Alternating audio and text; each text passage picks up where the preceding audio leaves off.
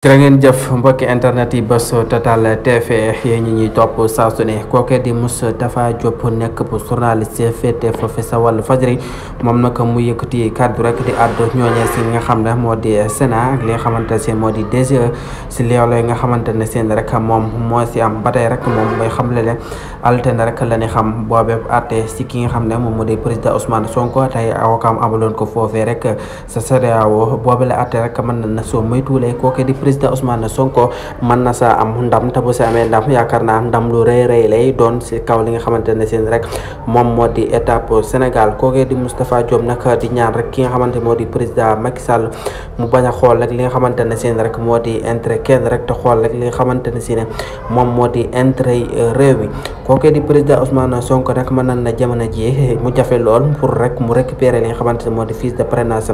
ginnaaw rek ab communiqué bu génn démb rek li ñuy wax ne ñooñee nekkoon foofee sa Sénat rek dal lees fa jëlee daat fay tegaata ñeneen ndax doonoo wax na rek ñooñee das fa jeexal ñu daal di la fay indi ñeneen ba tax na rek am polémique bu rëy